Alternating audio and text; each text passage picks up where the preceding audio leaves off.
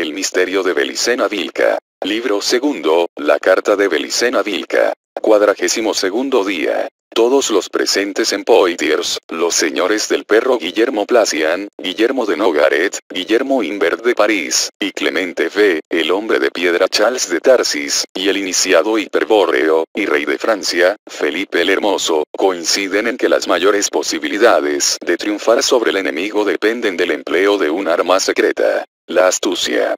La astucia es el resultado evolutivo de un instinto animal, y caracteriza la conducta del animal hombre o hombre anímico, es decir, el hombre dotado de cuerpo y alma creada.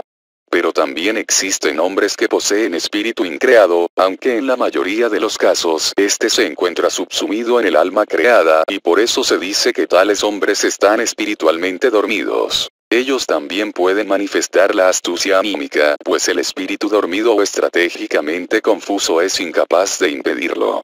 Pero algo muy diferente ocurre cuando el hombre es efectivamente espiritual, lo que solo puede afirmarse si se trata de un iniciado en la sabiduría hiperbórea. En ese caso su conducta está regida por el honor, y no solo carece de astucia sino de cualquier otra característica del animal hombre, tal como la cobardía, la maledicencia, la infidelidad, la mentira, la envidia, la calumnia, la insidia, la traición, etc. Más que es el honor del iniciado hiperbóreo. El acto de su voluntad graciosa, es decir, el acto de su espíritu eterno, que es pura gracia. Ninguno de los presentes, por ejemplo, poseía astucia en la personalidad, pues el honor los había guiado a lo largo de sus vidas. Y ahora demostraban un acto del más alto honor al luchar con todas sus fuerzas por el triunfo del pacto de sangre. Pero los Golem conocían esto y contaban con la ingenuidad de los iniciados hiperbóreos para derrotarlos. Ellos, en cambio, eran pura astucia y su principal arma se llamaba engaño, pálido reflejo del gran engaño con que el Dios Uno disfrazó su miserable creación. De allí que no esperasen jamás una reacción astuta procedente de los iniciados, a quienes creían siempre dispuestos a ser engañados y traicionados. Ya fueron traicionados una vez, al principio, se burlaban, torciendo la boca, y lo serán siempre. Pretenden ser gallos, y solo son estúpidas gallinas de corral. Con su honor de otro mundo, tarde o temprano nos ofrecerán la espalda. Y entonces nuestros puñales de este mundo acabarán con ellos. Sin dudas, los Golem cometían un error de apreciación al confiar en el honor de los iniciados hiperbóreos. Según los principios de la guerra, las creencias del enemigo son debilidades que pueden ser explotadas en provecho propio. Los iniciados hiperbóreos carecían de astucia, pero sabían qué era la astucia, y podrían emplearla como arma estratégica para sorprender al enemigo. He aquí el concepto que se definía en Poitiers. Si los Golem creían que sus enemigos actuarían con honor, y estos estaban alertados, entonces los ingenuos serían ellos. Luego, podrían ser engañados por medio de la astucia, que ellos no esperaban, y conducidos a una trampa mortal. Y el honor de los iniciados quedaría salvo porque nada en sus espíritus cambiaría ni afectaría su orientación estratégica hacia el origen. En medio de una acción de guerra, los iniciados habrían jugado con la ilusión, aparentando ser lo que no eran. Si los Golem, maestros en el arte de manipular la ilusión del mundo creado, caían en el simple encantamiento de los iniciados, ello solo se podría calificar como explotación del error del enemigo, algo perfectamente legítimo de acuerdo a las leyes de guerra. Si los templarios fuesen atacados desde todos los flancos a la vez, con seguridad se defenderían, con resultados imprevisibles. Por el contrario, si el ataque provenía ostensiblemente del campo del rey de Francia, mientras que por el lado del Papa, en quien deberían confiar, hallaban protección, descuidarían ese costado y serían fatalmente derrotados. La astucia estratégica consistiría en lograr esa confianza en el Papa para que éste los pudiese entregar, desarmados, al rey de Francia. Con otras palabras, la estrategia exigiría montar una escena con el suficiente realismo como para engañar a los Golem. Al principio, no tendrían que sospechar el argumento de la comedia. Luego del desenlace, ello ya no importaría. Los principales actores serían el Papa y el rey de Francia. El Papa fingiría proceder de buena fe, pero demostraría estar temeroso de las represalias reales. Haría promesas y trataría de ganar la confianza del enemigo, que lo creería amigo. Felipe el Hermoso, por su parte, representaría al soberano intolerante y ambicioso, procurando atraer sobre sí toda la atención del enemigo. Esto ayudaría al papel de Clemente B. Cuando todo estuvo listo en Poitiers, se levantó el telón y comenzó el primer acto del drama. Este se inició con la publicación de una cruzada contra Andrónico Paleólogo, emperador de Constantinopla, a quien se acusó de mantener el cisma de la Iglesia griega.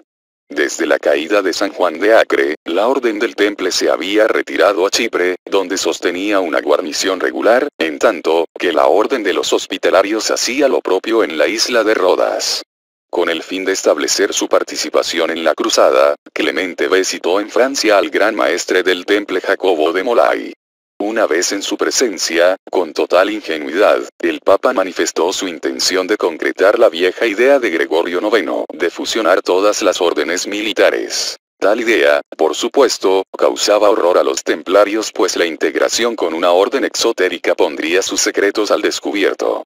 Sin sospechar la celada, el gran maestre intentaría persuadir al Papa sobre lo inconveniente de semejante medida. Según su impresión, no sería difícil engañar a una mente simple como la de Clemente B. Luego de la demencial caída del golem Bonifacio VIII, los golem estaban alertados sobre la ofensiva de los dominicanis, y sabían a qué atenerse con respecto a la elección de Clemente B. Sin embargo, consideraban a este solo un instrumento de Felipe el Hermoso y su entorno de hijos de las tinieblas. La impresión del gran golem Jacobo de Molay lo confirmaba. El Papa era permeable a la influencia afectiva.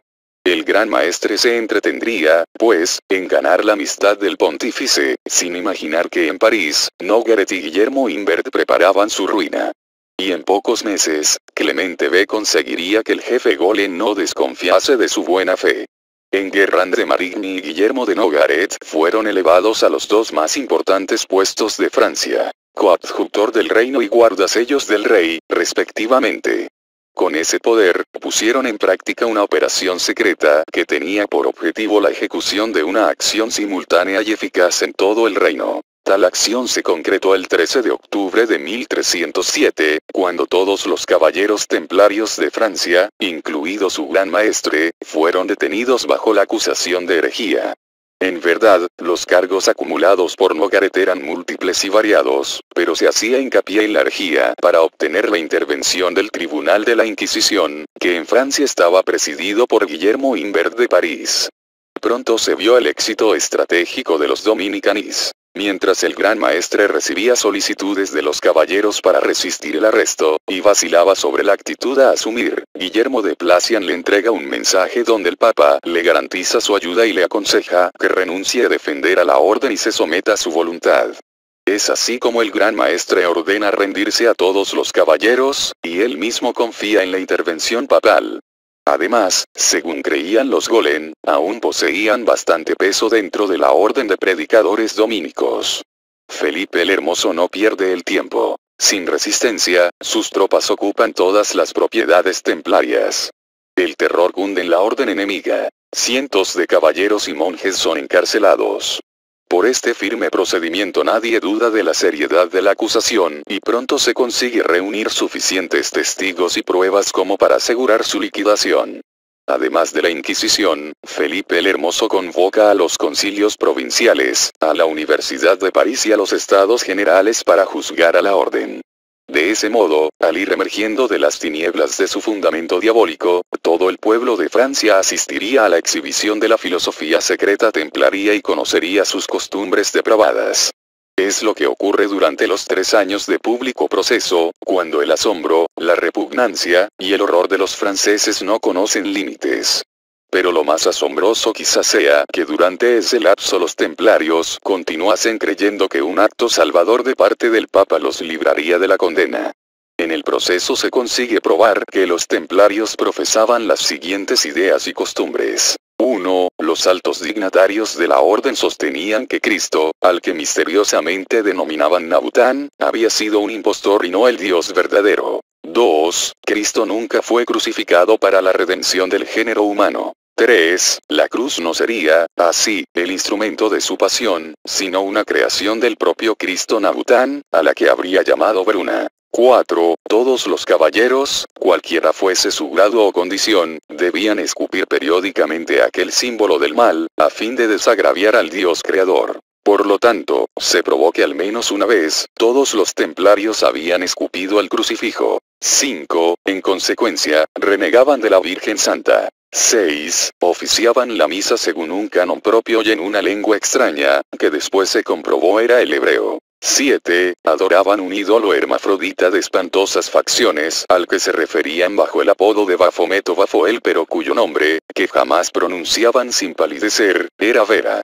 8. Pretendían que aquel ídolo representaba a un Dios más poderoso que Cristo, quien, a diferencia del Mesías, se manifestaba con mayor frecuencia entre los hombres. 9. Afirmaban que ese abominable demonio les impuso, desde los días de San Bernardo, la obligación de practicar la sodomía, vicio al que se habían habituado y constituía una costumbre natural entre los superiores de la orden. 10. El gran maestre, y los grandes priores o preceptores, realizaban una ceremonia secreta en la que ofrendaban sacrificios humanos a Baphomet, en especial niños. 11. El ritual exigía la incineración de la víctima en un horno dispuesto para tal fin. 12. Con las cenizas calcinadas los templarios elaboraban una lejía humana, y la conservaban en secreto como el bien más preciado. 13. Creían firmemente que aquella lejía tenía el poder de lavar la unción de los sacramentos cristianos. Según confesaban, mediante dicha lejía habrían anulado los efectos del bautismo y de la comunión, a los que consideraban conjuros de la cruz, etc. Desde un principio los dominicanis decidieron distinguir entre templario y golem.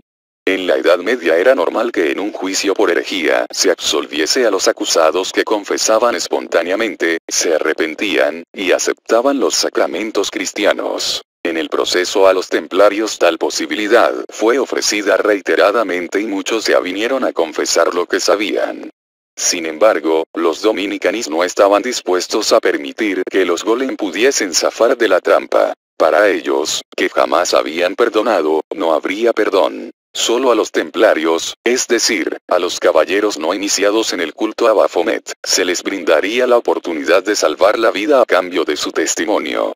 Fue así que se consiguió reunir una abrumadora cantidad de pruebas contra los golem de la orden aportadas por sus propios miembros, herejes confesos y arrepentidos. Y entonces el proceso se tornó irreversible, pues ni el Papa ni nadie podrían salvar a la orden una vez que el pueblo y la Iglesia tomaran conocimiento de sus herejías y aberraciones. La estrategia de Felipe el Hermoso y el Circulus Dominicanis había triunfado, ahora definitivamente, sobre los planes de la Fraternidad Blanca. Los golem no sospecharon la comedia representada por Clemente B hasta que fue demasiado tarde. La Orden del Temple, encargada de fundar la sinarquía universal, sería destruida. De ese modo, los golem de la Orden del Temple fueron exterminados sin piedad, recibiendo en carne propia la medicina que en tantas ocasiones administraron a los partidarios del pacto de sangre. Irónicamente, el Tribunal de la Inquisición, del que se valieron para terminar con los cátaros, ahora los condenaba de manera inapelable a morir en la hoguera. Como en el arte marcial del Jiu-Jitsu, el enemigo aprovechó sus propias fuerzas para derrotarlos. Jamás olvidarían los golem el proceso a los templarios. Especialmente recordada sería la fecha del 10 de mayo de 1310. Ese día, en el concilio de Sens, cuyo obispado ejercía Filipe de Marigny, hermano de Enguerrand, fueron quemados a fuego lento 56 caballeros templarios, la flor y nata de la jerarquía golem. Desde que los señores de Tarsis incendiaron el bosque sagrado, e hicieron perecer a los 20 de Cartago, los golem no habían tenido un día tan aciago como ese 10 de mayo. Maniatados cada uno de espaldas a un robusto poste, el medio centenar de golem de Sens formaba una larga fila de condenados, una procesión de espectros marchando hacia el infierno. A los pies de cada poste, la leña apilada auguraba el próximo fin de los sacerdotes del Dios Uno. Antes que los hermanos menores arrojasen la tea encendida, un caballero del rey Felipe, un monje guerrero de alguna orden desconocida, se acercaba a los herejes y pronunciaba en voz baja unas palabras, que los presentes tomaban como una piadosa oración. Sin embargo, al oírla, el rostro de los golem se descomponía de odio, y algunos prorrumpían en atroces maldiciones. Aquellas palabras decían, simplemente, por Nabután y la sangre de Tarsis.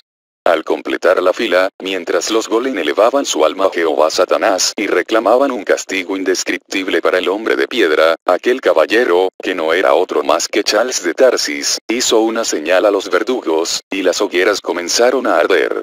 Pronto los golem, y sus sueños sinárquicos, no fueron más que cenizas. Un puñado de vil ceniza que no alcanzaría para lavar el daño causado a la casa de Tarsis y a tantos otros que cayeron aniquilados por oponerse a esos sueños demenciales. Para completar la obra se requería legalizar el resultado de la estrategia de Felipe el Hermoso. Con ese propósito el Papa convocó el Concilio Ecuménico de Viena, de octubre de 1311 a mayo de 1312. Aunque derrotados en todos los frentes, los golem aún tuvieron fuerzas para presionar e intentar impedir que se acordase la extinción de la orden. Hubo una conferencia secreta entre 5 cardenales fieles a Felipe el Hermoso y 6 delegados del concilio, en la que se les informó a los últimos sobre las terribles consecuencias que traería oponerse al rey de Francia y absolver a la orden, pese a las irrefutables pruebas reunidas en su contra. Pero el terror desatado era muy grande, y, entre el castigo del rey y la venganza de los golem, muchos permanecieron indecisos. Los representantes del rey ante el concilio, Guillermo de Nogaret, Guillermo Placian, Charles de Tarsis, Enguerrand de Marigny, etc., hicieron gala de su elocuencia para persuadir a los obispos sobre la necesidad que tenía la Iglesia y la cristiandad de suprimir aquel foco de herejía. Hubo, incluso, un momento, hacia el mes de marzo de 1312, en que el rey amenazó avanzar con sus tropas sobre Viena y ajustar las cuentas allí mismo con los partidarios de los golem. A la sazón llegó hasta Lyon con su hermano Carlos, sus hijos, y un poderoso regimiento de caballeros. Al fin, el 22 de marzo de 1312, se votó la extinción de la orden y la confiscación de todos sus bienes en favor de la Orden de Hospitalarios de San Juan, de la Iglesia, y del Reino de Francia. No obstante, existían tantas dudas sobre el acuerdo del concilio, especialmente porque quienes habían votado en secreto, negaban en público haberlo hecho, que el Papa se vio obligado a zanjar la cuestión mediante un decreto. En la bula Considerantes Dudum declara abolida la orden del Temple de manera provisoria hasta tanto no se expida de modo definitivo el Tribunal del Santo Oficio, cosa que éste ya había hecho. Non per modum definitivae sententiae, sed per modum provisionis apostolicae. La bula y el decreto del Concilio de Viena son remitidos a todos los países cristianos para su ejecución. La orden local debe ser extinguida, sus miembros tomados prisioneros y procesados por herejía. En Aragón, los caballeros se fortifican y resisten, debiendo ser sometidos por Jaime II en campañas militares. Los de Navarra, donde reinaba Felipe el Hermoso, se rinden sin chistar, al igual que los de Castilla y Portugal. En todos los casos, los que son absueltos, así como las propiedades de la orden, que eran muchas, pasan a integrar la orden del hospital u otras órdenes creadas para tal fin. En Huelva, el castillo de Aracena es desalojado y reemplazada su guarnición con tropas portuguesas, pero más adelante sería entregado a la Orden de Santiago. Antes de partir, los golem sellan la entrada a la caverna de Dédalo, donde un lago de betún recordaría por siglos los infernales poderes de Vera y Birsa. El convento de la Rábida pasó entonces a la Orden de San Francisco. Ello, sin embargo, no impidió que los golem continuasen preparando la venida de Quiblón, de acuerdo a las órdenes de Vera y Birsa. Por el contrario, los golem, que consideraban a Roosevelt como el santuario más sagrado de España, dispusieron que el convento fuese lugar de retiro y clausura para su plana mayor. El culto de la Virgen de los Milagros se había impuesto ya en una vasta región de Andalucía, pero el que más fervor despertaba en la feligresía, era el culto a la Virgen de la Cinta, protectora de los marinos y propietarios de barcos, a quien se consideraba patrona de Huelva. Esta afirmación popular de la Gran Madre Vina se debía, sobre todo, a la incansable tarea de purificación efectuada por los templarios, pero que ahora sería continuada con no menos dedicación por los frailes de San Francisco. Lo que habría de ceder, en cambio, sería la lucha abierta contra la Virgen de Agartha, dado que la momentánea pérdida de poder de los golem les impediría sostenerla adecuadamente. Estos cambios, como es natural, trajeron tranquilidad a los descendientes de Brunalda, pues la caverna secreta se vio libre, por el momento, de las acechanzas golem. Ya en 1312, un hoyo se había instalado de manera permanente frente a la espada sabia. Los principales jefes templarios, el gran maestre Jacobo de Molay y otros 3 golem, continuaban prisioneros en la casa del Temple de París. Durante 3 años se les aplicó sistemáticamente el tormento con el propósito de hacerles confesar ciertos aspectos sutiles de la organización templaria. Dos datos interesaban especialmente a los dominicanis. Deseaban conocer las vinculaciones con Oriente, con la Fraternidad Blanca, si existía una ruta segura hacia la morada de los inmortales, y saber si permanecían actualmente en Francia, o en algún otro lugar de Europa, agentes de las potencias de la materia, maestros de la Fraternidad Blanca, inmortales golem, etc., a los que se procuraría capturar de inmediato. Sin embargo, con todo lo terrible que puedan ser considerados, aquellos tormentos eran meras caricias frente a las refinadas torturas que los golem aplicaron en más de una oportunidad a los señores de Tarsis. De todos modos, un bando de Nogaret anunció que el 23 de marzo de 1314 los herejes serían ajusticiados en la isla de los judíos, un islote frente al palacio real donde los dominicos solían quemar a los hijos del pueblo elegido. El día señalado, Jacobo de Molay, Godofredo de Charnay, Hugo de Payrand, y Godofredo de Goneville, sacerdotes que habían dominado los más secretos conocimientos del pacto cultural, eran amarrados a las estacas y entregados a la purificación del fuego. Felipe el Hermoso, el Circulus Dominicanis en pleno, y numerosos señores de Tarsis venidos desde el sur de Francia para la ocasión, contemplaron la ígnea escena que cerraba una etapa histórica, un periodo caracterizado por los innobles ataques contra la sangre pura y el espíritu eterno. La conspiración de los demonios se consumía en esas 4 hogueras, en la isla de los judíos, en la ciudad de París, el 23 de marzo de 1314. El triunfo de la estrategia hiperbórea estaba asegurado. Los planes de la Fraternidad Blanca para instaurar la sinarquía universal, imposibilitados de realizarse durante 7 siglos. Y la venida a España de Quiblón, se retrasaría 180 años.